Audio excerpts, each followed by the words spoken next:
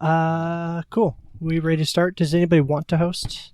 I'll host. Host. Will, you should host. You haven't done it for a while. Oh no, you can go. I don't Ethan. want I to. didn't wanna... I don't want to either. How about we do it together, Ethan? But if you're going to host together, you have to hold hands. Okay. It feels cold. It's like touching a corpse that never was alive. I feel nothing.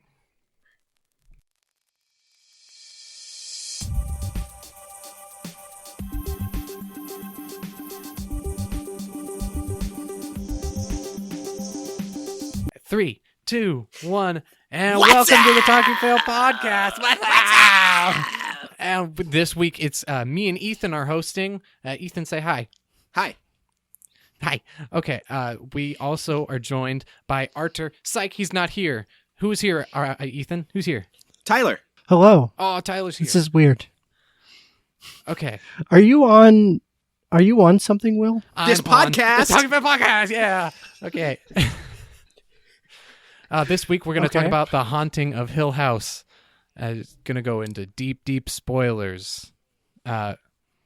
Tyler. Yes. Go. So there's there's a place called Hill House, and it's not on a hill. But okay, I'm not going to spoil everything. But no, I mean, we could talk about spoilers if we want, but I guess we should talk about general. Vague. That's fine. So Ethan recommended it, so I don't know why you went to me. I recommended it too. No, you didn't. It doesn't count if you saw it after I recommended it.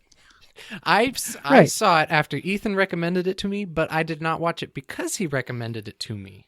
How true is that? Not very true. I actually watch everything Ethan suggests. How true is that? Not very true, actually. All right, welcome to a very confusing and I'm going to be non-helpful 100% podcast. Unreliable this episode. All right, well, this entire How episode true is that? This entire episode is an honesty special. Will is going to try and be honest 100% of the time. Let's try not to abuse it with questions. Okay, so I guess are we going to talk about Haunting of Hill House? First of all, I can never say the name correctly. The Haunting of Hill House. The thing I have a hard time with is there's a board game called The House on the Haunted Hill, and it's just like jumbled the entire thing in my head now. Yeah. I don't think we've actually talked about our opinions of the show, like if we liked it or not. I thought it was very good. It felt very Stephen King-esque. Yes. Better or worse than the board game, The Hill on the Haunted House? I have not played the board. I have not played with the board game, so better. Okay. After I watched the show, I watched a series of YouTube videos to help me formulate how I think about the show, to let me know how to feel. And it's actually it's the most honest description of reading reviews. But this is the dishonest episode, so did I? That's not what this. He's got it wrong. Or do I? This is actually based off of a book that an author who inspired Stephen King. So the reason it feels like Stephen King is because Stephen King was inspired by this book. Gotcha. So Stephen King ripped this off. Yes. Stephen King is completely unoriginal, hasn't had a single good thing other than The Shawshank Redemption, which was the best movie ever made. I didn't actually know it was based off a book, but while watching it and after the fact, just thought about how much of like a novel it felt like. Yeah, but don't bring a second season. Yeah, do something very similar, but don't make it Haunting of Hill House Season 2. Just make a new thing. I'm totally fine with people running single seasons of content as if they're movies. Like yes, I believe the creator of at least of the show said that story is done. The story of the family is over. I heard that the story of the family is over, but he's open to having other people go to Hill House. And that's so dumb. That's so dumb. Yeah, I'm like, because no. Now we can get into what we liked about the show. I think that's dumb because the house had almost nothing to do with what was good about the story. No answers are even laid out about the house. No questions are asked about the house in terms of its origins, like why it's this like it kind of parses temporal space until the very end where they talk about you exist at different times. Anyway, sorry, Spoilers. Yeah, but the house isn't part of it. What's so good is the psychology and family relationships, like how they write the characters and how they write their relationships and interactions with one another is the strongest thing about the show. Mm-hmm. Yes. Like, we don't need to know. It's a haunted house. We all understand that concept. We don't need to understand that, but, it was built on an alien burial ground or something. It was? A werewolf burial ground. Do you guys all notice all of the background ghosts? That was one of my favorite parts of the show. Background ghosts? Yeah. So in tons of the scenes, especially in the house, and I think we're delving a little bit, not really into spoilers, but pay attention to the backgrounds. There's a lot of times there would be two characters in frame, or one character in frame in the foreground, but in the background, out of focus, is a ghost standing there and staring at the main character. The character in the shot. And it's like a ton. Yeah. I didn't notice that at all. And they are pretty hard to notice. I think I noticed one just normal watching. And then I saw the YouTube video that's like, there's like 30 of them or something. So there's, I'm tempted to rewatch it immediately after watching I've season rewatched it once to show it to my wife.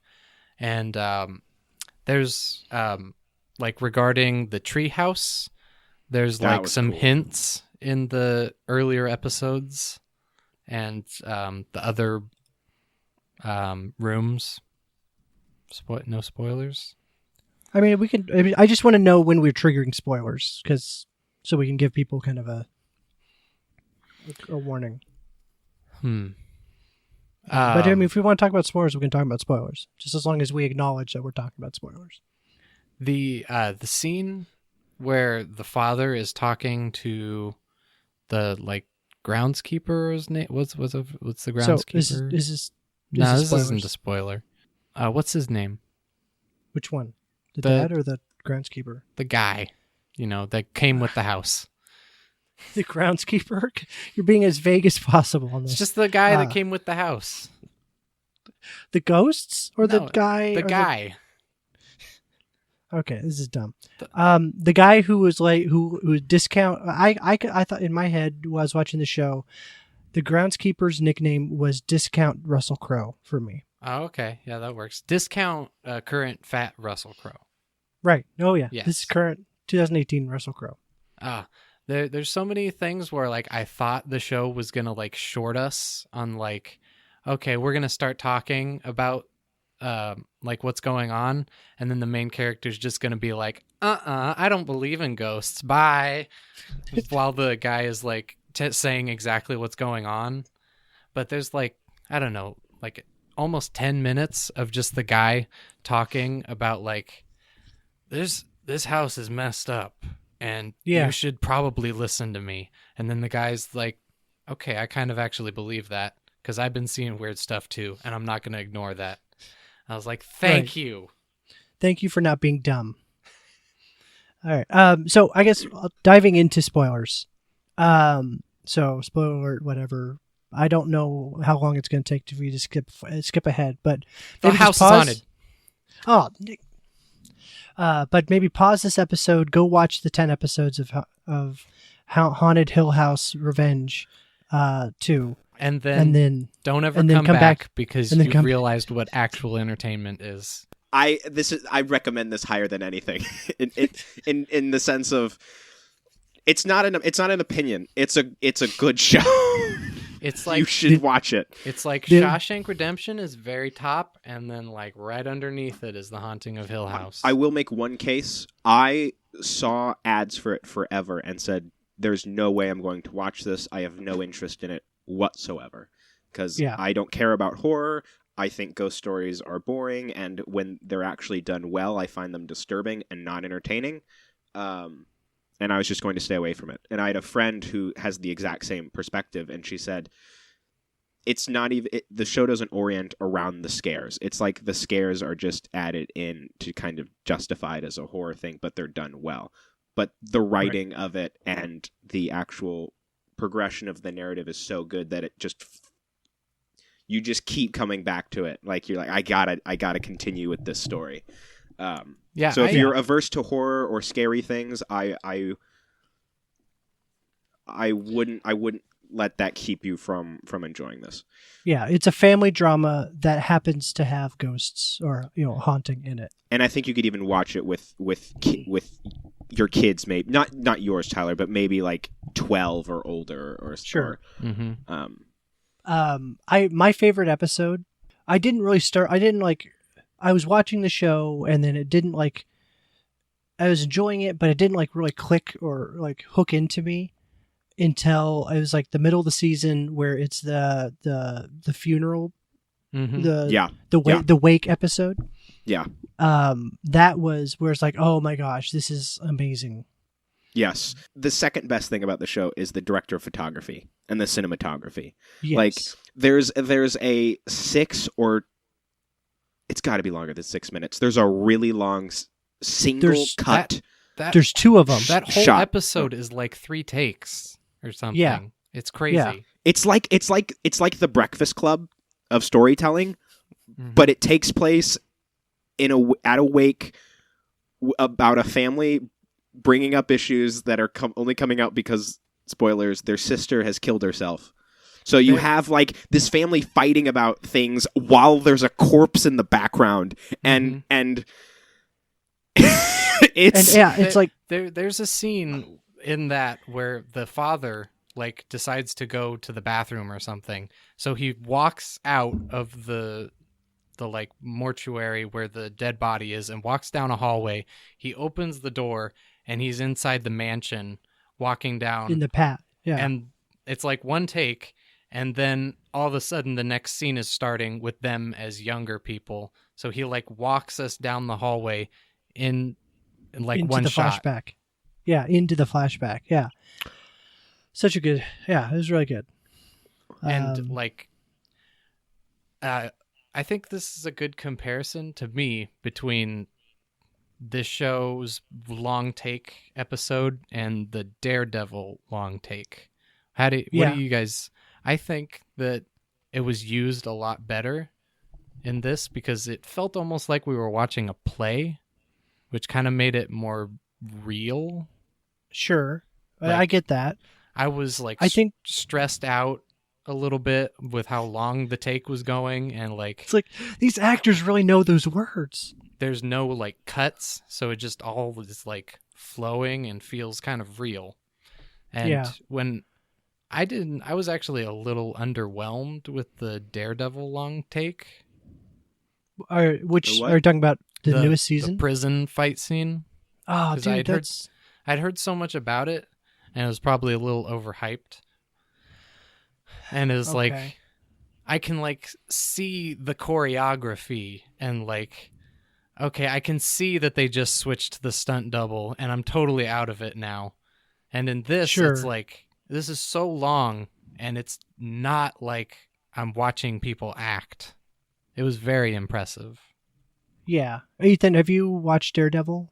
No. Seasons? Okay. So each season is known, at least one point in each season, they do a fight where it is one continuous take. And I think the first season 1's fight was 7 or 8 minutes long. And even if you pull up the fight on YouTube, it's really fascinating to watch because it's the main guy, Daredevil, and 4 or 5 thugs, random street thugs, and they're just beating the crap out of each other. And in epic hallway fight scene. Yeah, Daredevil season 1 hallway fight. And there's a point halfway through where you can tell everybody's exhausted, but they still have to fight each other. And Daredevil even throws a guy off and just slumps up against the wall for like 2 seconds, just to take, you can just see him. He's just like, I just need to take a couple breaths. It's like, okay. And then jumps back into the fight with the guy who starts to attack him. And season 2 had like made it even longer. And season 3 was like, I want to say it was like 15, 17 minutes long of a single take in this like prison riot. So it's something that Daredevil's known for.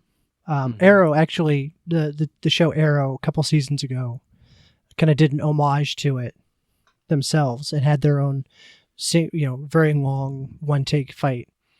That was kind of cool. I'm iffy about it becoming a tropey thing. Like, oh, it's good because it's long. Right. Which I mean, we've all heard our whole lives, but most of us don't buy. Sure. And I think comparing Daredevil and Hill House Haunting, I think they're trying to do different things. Mm-hmm. Like the Daredevil season 1, I think it was the best one.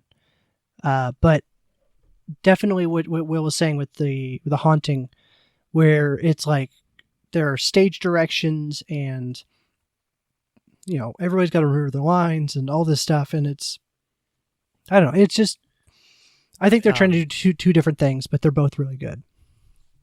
Okay. I think also in Hill House, like, I didn't totally appreciate it until the second time I was watching it, when they're doing the long takes and they're putting like twice. Well, I watched the show twice. Yes. How quick? Okay, real quick. How soon after finishing it did you start it up again? A couple days, because I was like, "This is good. I should show it to my wife." How long did you spend? Did you binge it the first time or the second time? For the most part. The big problem was I was playing video games while I was watching it, so I missed, like, I didn't even notice that they were doing long takes the first time I watched it, because I wasn't even watching. Okay, so now it makes sense that you finish it and go, I think that was good. That was like, I started paying attention toward the end when it got really good, and I was like, oh, dang, this is good. But long takes, when they put in like ghost jump scares where all of a sudden there's like a ghost right behind them, of like the direction of like, okay, wait, the camera's out of frame now, go run in, stand behind them, stand still and be scary. Okay, that was spooky, everyone's freaking out, and then you run away.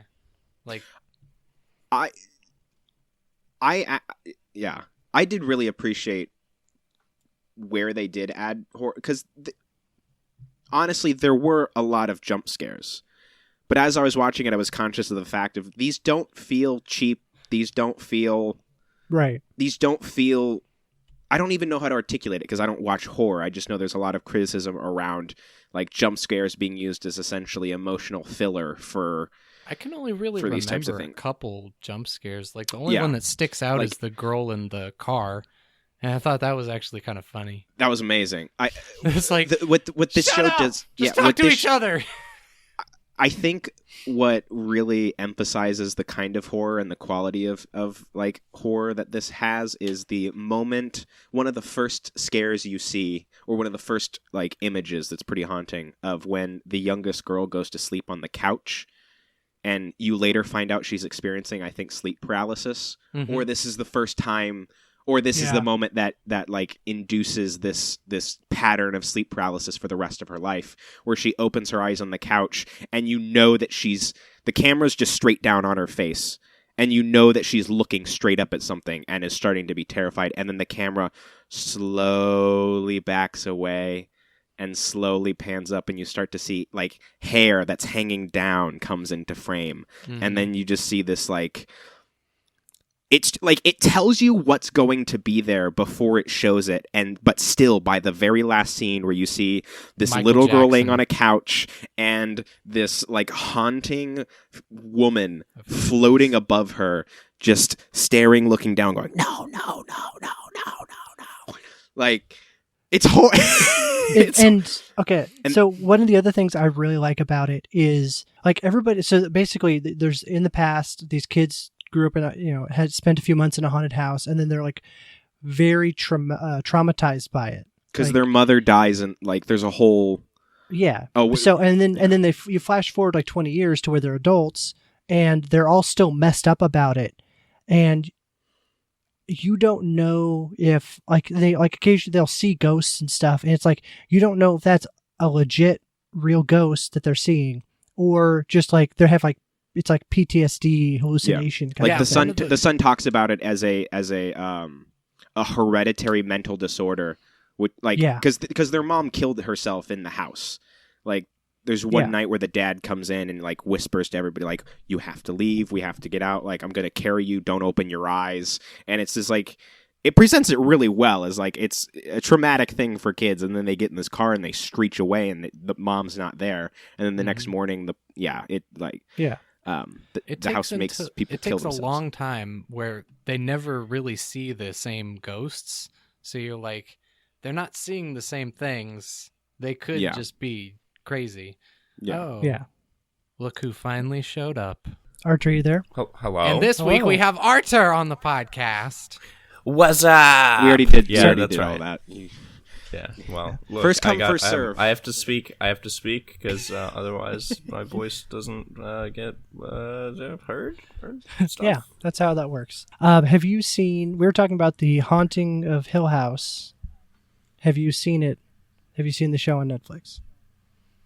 I started it. How far in are you? Spoilers are over. Well, so I mean, did you guys all finish it? Is that like Will finished it twice?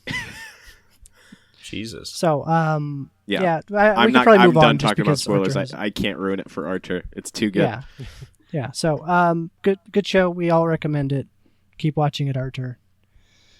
Cool. Man, I was just about to talk about my favorite part about it too. Dang it. Artur, can you take off your headphones? I really like the screaming Mimi's lady.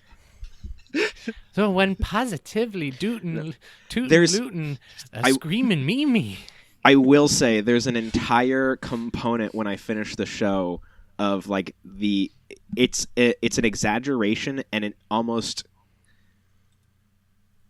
inversion of some facets of like the Oedipal mother, where the house is in fact the Oedipal mother, as in the mother that's like, I will take care of you, I will keep you from experiencing certain, like you won't have to experience pain, I'll take care of things for you, you won't have to struggle or suffer, but you never get to leave. It's the like the 40-year-old stuck in his mom's house not working. 22-year-old. Anyway, right. It's this whole thing, and the house does it through death, and the house does it through like convincing the mother that living life in itself is the ultimate suffering, and your job as a mother is to keep your child from experiencing suffering. So how do you keep your child from experiencing ultimate suffering, which is in living? By using blueapron.com. That would have been the perfect place to drop in an ad if we had sponsors. Real quick, around the room, who's the best child in the show? The best as a kid or adult, or best character that is one of the kids? That's tough. Theo. That's tough. Theo? Is that I like Theo, although the glove Theo's, girl, the emo one. Yeah, I'm glad they almost ruined it a couple times with Theo. It's like, so there's all these normal kids, and then there's Theo, this like super attractive young psychologist with a doctorate who happens to be able to sense emotions and life experiences through touching people's skin and objects, and because of that can find out child molesters and rapists through her job. It's like, oh yeah, she's a superhero who finds sex predators, but that's, we talk about that for 15 minutes. That's her least interesting thing. Yeah. It's even summed up where somebody's like, how was your day? Well, I sent a sex offender I sent a child rapist to prison, and so-and-so died. So not too good. It's like, yep, that's about right. That's about as much time as got spent on that. Oh, we're still spoiling it for Artur. All right. Do we want to move on to... I'm definitely not paying attention. Okay, cool. All right. Well, you can definitely not pay attention to the next thing, which is which is my game, Tyler's Very Classy Culture Corner, or Random Urban Dictionary. When are we going to figure out which is the classiest colon? The semi. Well, So if you don't remember how this works, I will read off a word that I found on Urban Dictionary, and each of the other hosts have to guess the correct Urban Dictionary definition for it. If they get it correct, they get 2 points, and then I will also select a best guess, or whatever I think was the most interesting, to get 1 point. And here we go. The first word is backwood. I have an interesting story about this, but I can't say it on the air. Oh, are you serious? Okay, it happened this last week. I want to hear everyone, this story. Just go ahead and mute your Audacity audio right now. And Artur, you can tell the story. It's actually not that bad. It's just kind of... I feel like I'm going to lose the point for the same reason that I lost Crossed.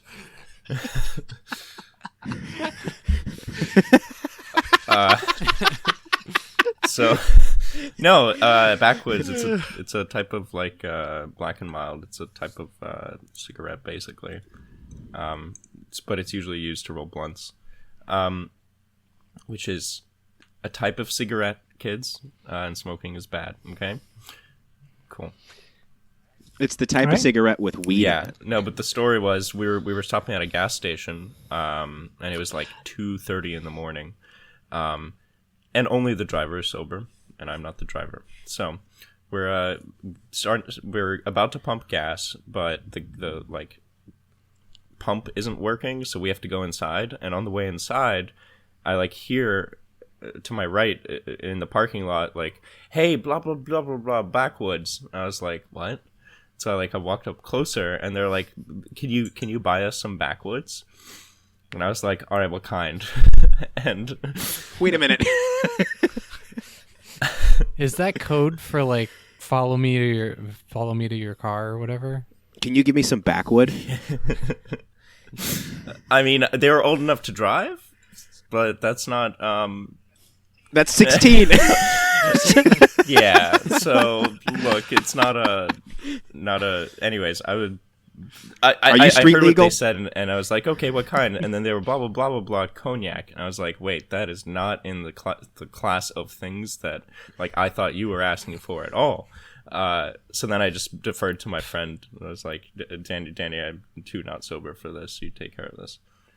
You just threw your friend under the bus for buying underage people. And then it wasn't alcohol. It wasn't a cigarette. I mean, technically it was. That's why you have to be 21.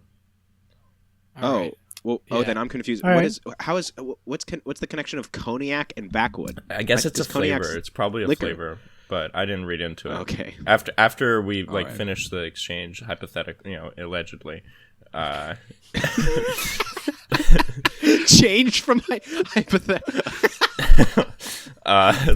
We were actually pumped the gas, and they rode up next to us, and we're like, "What are you guys not sober on?" And we were like, "This is alcohol. Let's leave." Were they smoking when they rode up to you? They were prepping a blunt. Just with lighters, But anyways, I mean, who knows? It could be something completely different.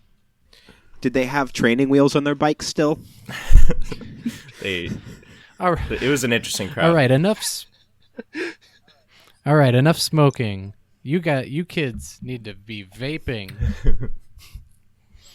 So this game that we're supposedly playing. Does anybody else have kid from Haunting of Hill House? No. Luke. So Artur's right. That's the right answer. So either all three of us say that, or Will and I now have to try and one-up each other on the funniest answer. I'm going to go for backwood is when you are you're a lumberjack and you just chopped down your last tree of the day and you're like, well, time to load it up into the truck, and then you bend over and you're bending over to pick it up, and then you lift, and then, I threw out my back on this wood. All right. So I will say that Artur's answer is correct. What? Ethan also got 2 points because he went with Artur's answer. I don't think Ethan ever answered.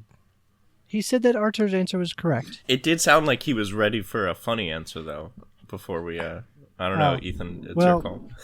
But Will do I want to throw away my points or? And then you could compete for the bonus answer, Ethan. No. That's worth 1 point. The only card I have is an offensive one, and that's not going to get me points. Ooh. Tyler, you love offensive things, unless we're giving points for potential of Twitter mob based on the answer. Oh. Okay. So one of us could get Twitter mobbed? That would be great. Will just retweets to everybody who's calling him some sort of racial slur or like a bigot. He's like, you betcha, check out Talking Fail. People know my name. That's all that matters. And your Facebook and your email. All right. So I'm going to give Will the arbitrary point for knowing that his answer was wrong, but still trying to do something different and not conform to to Ethan and Artur's answers. It's nice too. It's also like a Johnny Appleseed tale. Sure. All right. Next word, Bubby. Bubby. Okay, I've got one. Is it okay? My childhood nickname. All right. That is going to be really cool if it says Ethan Sapp's childhood nickname. All right, Artur or Will, do either of you have? I feel like it's a play definition on hubby. Like, I don't know what Bubby would mean, but maybe it's like when you marry a baby. I don't know. That's what my mind goes to. Obviously, Bubby is when Wolverine has a baby. You know, that's his little Bubby. His little Bubby. Like, it's got a little cigarette in its mouth. That's my Bubby. Yep. Okay. That's pretty much my experience too. Artur, did you want to? I want to change my answer. Is that a? Well, I mean, I guess what is your answer? It's some sort of because you kind of threw a vague thing. So I'm like getting close, but I haven't. I just want to clarify. I know. I want to. Just looking for any insight here. No, I mean the closest thing I'm gonna have to an answer is like some form of hubby, but I don't think that's like specific enough for an answer. All right, I'll say Artur is close, but I think it's too far away to actually deserve the 2 points. The correct answer is a sweet name for one you love, the one you adore, your boo, as opposed to patronizing. as opposed to being patronizing, like baby. Bubby is yep. Bubby is used if you really love that person. Uh-huh. Like a baby. All right, fine. That is Wolverine's baby. Yeah. Arbitrary point goes to Ethan for his childhood trauma. There's actually, unless they were destroyed, somewhere out there exist tapes of me as like 7 or 8 years old. Cassette performing tapes? a before I knew what improv was, I was doing I did something called the Bubby Show. That was basically just a bunch of like Three Stooges physical comedy where I'd pretend to slam I'd like do a tutorial on how to hammer nails, and the whole time it'd be me accidentally like smashing my hands or breaking things. And is this you on Adderall era? No, this was me homeschooled. Anna or Jonathan, $5 if you can find these tapes and present them. Let's all call Ethan Bubby from now on. Yeah, I mean, we just got that definition, so I'm kind of okay with that. All right, Bubby. All right, a final. Okay, so real quick, scores. We have Will in third place with 1 point, Artur in second place with 2 points, and Ethan is in the lead with 3 points. I'm sorry, who? Okay, this is Bubby. A race for the Bubby title. The winner of this game is Talking Fail Bubby. So I can't wait to grab that Bubby.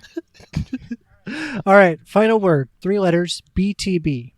BTB. It's gonna be Bubby to Bubby.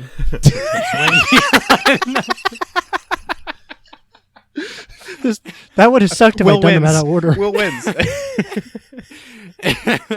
I thought it was Bust That Bubby. Bust. Bring that back. Bring that back. I don't know. Back to back. Bring that back. Are we making lyrics for? What was that? That was kind of catchy.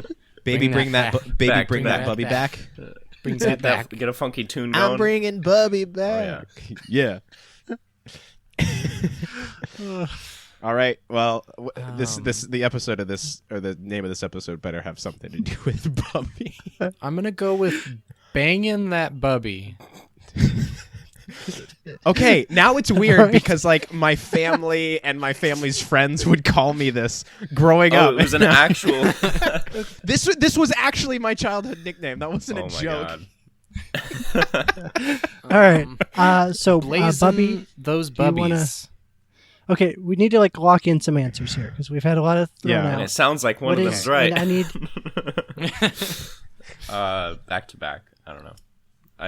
That seems pretty boring though. Like, is this a red herring? Like, you gave us a simple one. Anyways, we'll find out after the break. Bubby, do you have a submission? Oh, jeez, I can't stop thinking about Will's. I can't think of anything that doesn't have the word Bubby in it. Bust that Bubby. I'm just gonna go. Yeah. Bust that Bubby. Bust that Bubby. I don't. Bring that Bubby is mine. Bring that Bubby. Bubby to Bubby is so... Okay, I'm going back to Bubby to Bubby. I like Bubby to Bubby. that bubbly Bubby. All right. So okay. This game did exactly what I wanted to do, but now it's all right. None of you were correct. Unfortunately, there were no bubbies involved. They're about to be. Will gets the arbitrary point for Bubby to Bubby. It's so fun. The correct definition for BTB is "bring that booty," coined from the character Daryl from NBC's The Office. I also was complimented as a child for my butt, so those it's basically just me. Wait, okay, now I already wanted to dive into the origin of Bubby, but now I'm concerned. Now I feel no, we're gonna have to, like... my mom would just talk about how it's in our family. Like you have a stack bada, which is my mom's maiden name. Is in your family? Do you mean a sex offender is in your family? Did you also grow up in a haunted house? Yeah, I was only there for a couple months and left traumatized for the rest of my life. A ghost called me Bubby and wanted to do things. Bubby. Yeah. Okay. I have another topic that I want to jump on. I have one too before we get to the. I have one. We'll see how long it takes before we jump on those two. Okay. Oh no. Are any of you familiar with John McAfee? Yes. Is he still alive? Yes, he is. Oh, really? That virus didn't take him out? No. No, he had protection. Yes. I have not dived into the complete history of John McAfee, but he's the creator of the company, and he is basically a lunatic. At this point, I don't know how if something. Well, let's changed, not prime. Well, let's talk about the facts. Look, let's be clear. Okay. He is a libertarian, so you might have a point. But how about this? I have some tweets from his Twitter that from the last 6 months that I perused. How many followers does he have? I don't want to click away. 875,000. Hold control when you hit click, and it's 875,000. It's easy. Okay. What? So here is a tweet from John McAfee. People make fun of my stomach. Here's my regimen: booze, cigarettes, zero exercise, and experimental recreational research chemicals. I fail to see the lunatic part. I can skate by on this regimen because I'm 73 and most people label the stomach as meaningless compared to the miracle that I am still alive. Not funny, that's but awesome. not too crazy. Okay, that's awesome. Okay, next. Experimental recreational chemicals? Yes, not drugs necessarily. But he's a big vapor. No, acid is a all right. Whatever. Let's move on. All right. I was at a bar, and the waitress quietly passed me a note. Quote, "I want to fuck you." I didn't respond. I don't trust a woman who doesn't charge money for sex. Pros, don't take waitress jobs. Men, if you think ever that there's such a thing as free sex, then you live in a closet. This man has a good head on his shoulders. All right. And Wise a good stomach on himself. No, it doesn't matter. He's 73. Real quick, while my tabs are loading and taking forever, he has a lot of videos. Recreational chemicals. Okay, so he's got a picture of himself with the Winklevoss twins, and it The says real with ones or the good ones? the real ones. With my proudest creation. So, quote, with the Winklevoss twins, or so they said, I trust nothing. even though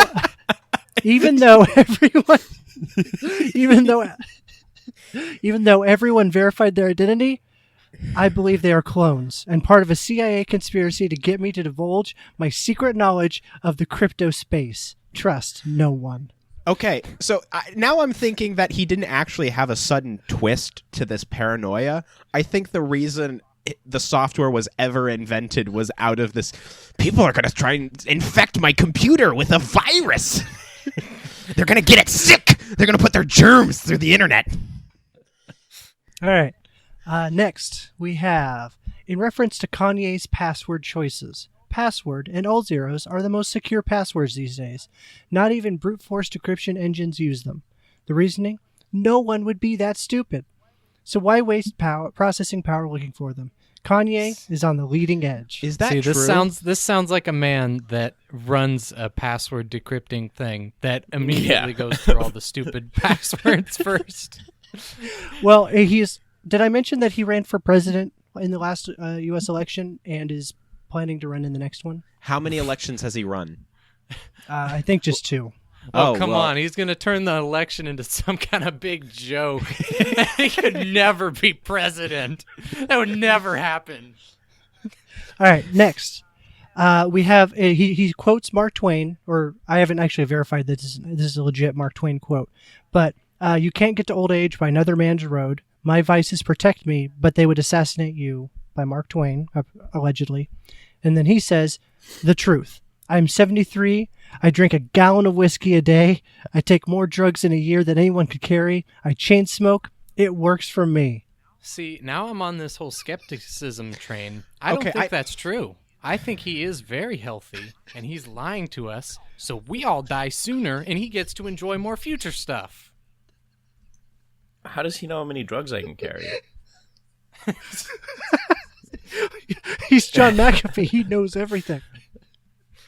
Who's there? I don't know if this guy's he's alive? the most credible Yes. source. Okay. Oh, okay. Okay. Well, all right. Here's my last John McAfee tweet. My sommelier challenged me to drink a bottle of wine that Hilton sells for $700 per bottle and compare it to Primal Sludge, which we buy in volume for $1.63 per bottle. And then actually, I forgot to mention, he's got a picture of himself chugging a wine bottle. It was no contest. After drowning a bottle of each, Primal Sludge wins. Hands fucking down. Does this guy have kids? I don't know, but he's like super crazy paranoid. He has like videos of himself like making, here's how to make a drink. And he's got like a guy with like a machine gun in his kitchen. Just like that's his part of his security team. That's the real McAfee security system, guys. Exactly. That's what I need for my computer. He doesn't look 73? Yeah. Or insane? I saw a video of him telling a story of like him and his wife were like they're in the US, but they're on the run from like people trying to murder them. I'm looking at this right now. James McAfee says he's been poisoned and tells culprits, you will soon understand the true meaning of wrath. This was June of this year. Yeah, so he's an interesting fella. Wow. Yeah. Wow. Although if he does become president, like we think the current guy is big on national security. Sorry. I found another tweet that I need to read. Right, real quote. quick. Yeah. Ethan, Yes? the worst part about him being president is like every couple weeks, the border wall is going to be like, we need to update.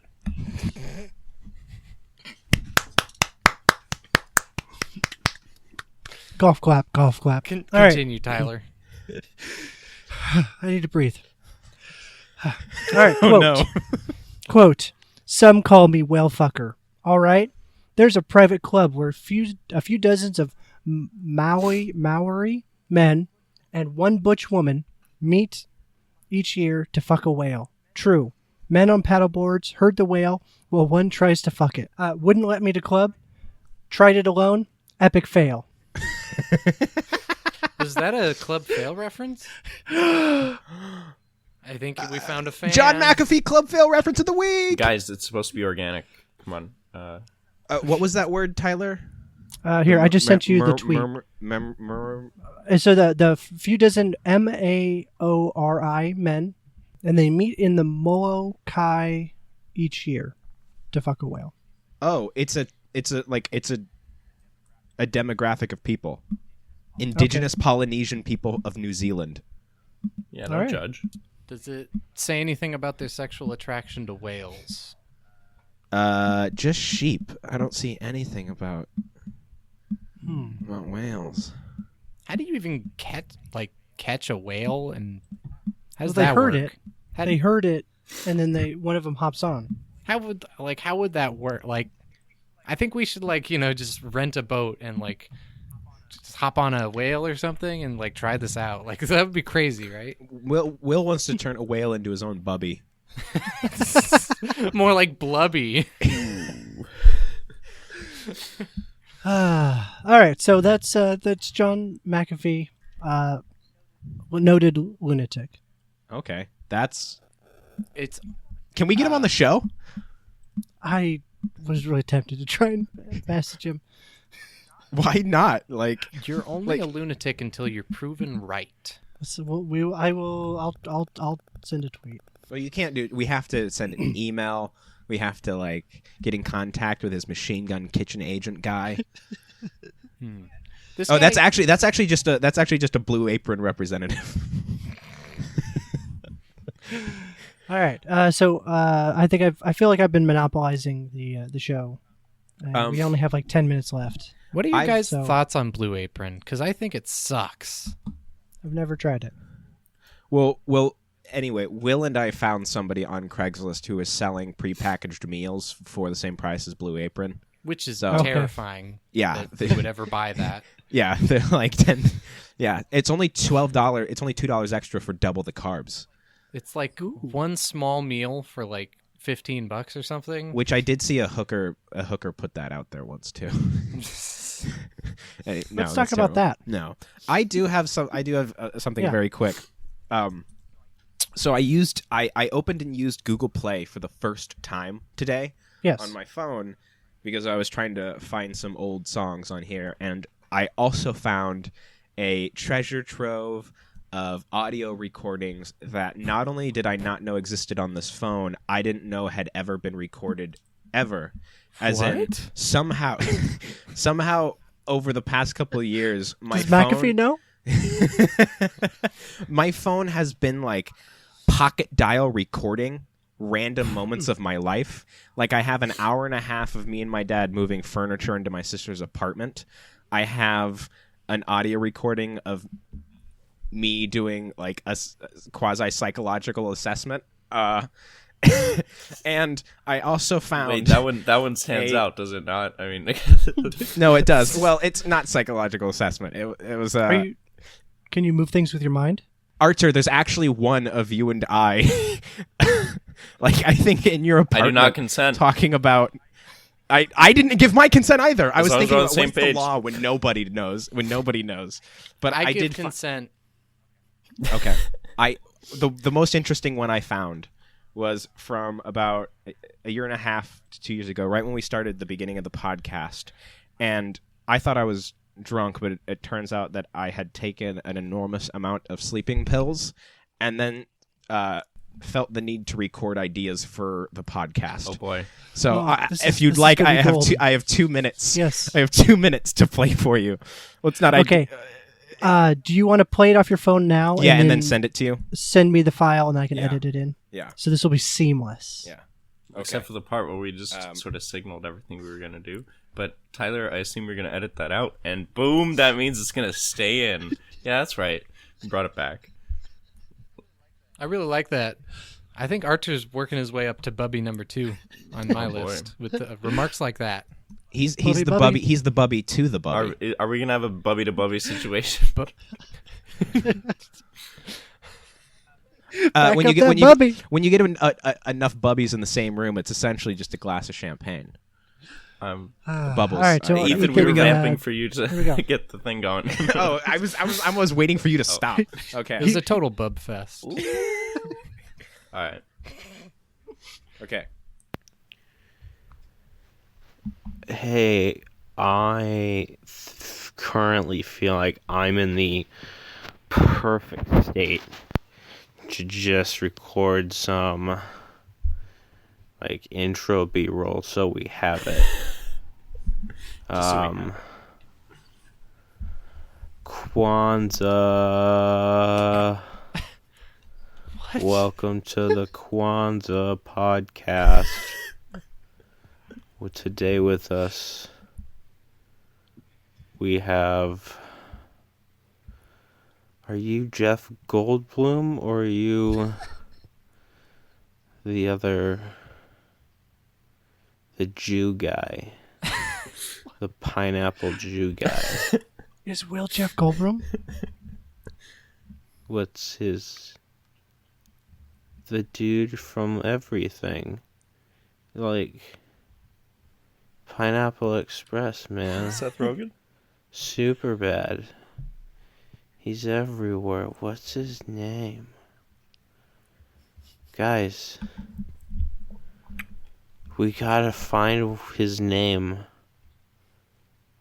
We gotta save him.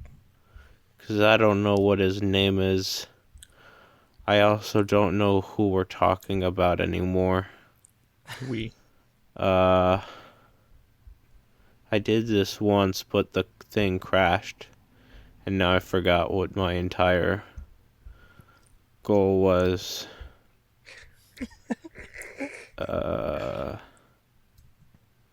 Thank you for listening to Autism on Drugs. This has been your host, Pharmacy. Ethan's campaign I meant to say change his nickname from Husky to something else is super strong today. Yeah. Which I think those 2 minutes kind of culminate the entire podcast. It's like, here's an idea. Who are those people? I forgot what my goal was. The end. That's which I gotta give you props for staying on. You were an excellent host. It was like you welcomed the show. You had your discussion, and then you wrapped up the show. It was a good beginning, middle, and end. I think we could have used a RIP section though. I think that Ethan is RIP. If I heard news that person just died, I'd be like, yeah, that makes a little sense. No, yeah, that was me taking sleeping pills, but then forcing myself to stay awake and entering a state of delirium. Not forcing myself to stay awake, just oh yeah, I'll just I don't even have to try. I'll just fall asleep whenever I'm ready and then stay on my phone. And then I'm like, I got a great idea. I should record it. Uh-oh, he's back. Uh-oh. Oh, no. Guys, when I was talking about Jeff Goldblum, I think I was thinking of James Franco. Oh, he's that not makes Jewish. sense. And now we got it. So now we have to figure out why Pineapple Express was on the brain and what the whole Kwanzaa thing is. Anyway, yeah. So I've got some audio to go through and figure out what happened. Well, check in with us later if you have some highlights that you want to share, and we'll see how that goes. We should probably wrap up the show. Will, did you want to do a RAP or anything like that?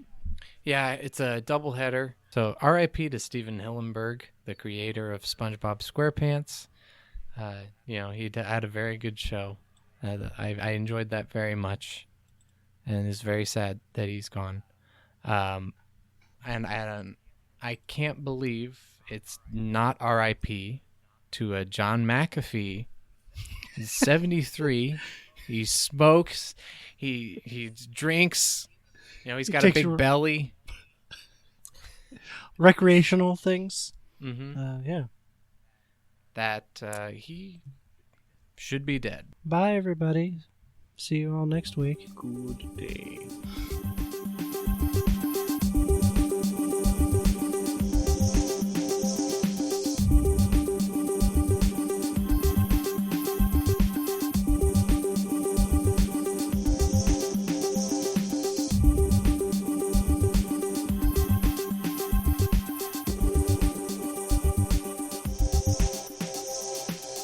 Well, Kwanzaa, what is it? It's kind of like Hanukkah, right? Yeah. Wait, Chanukah? Ethan, you're Jewish, right? What is Hanukkah?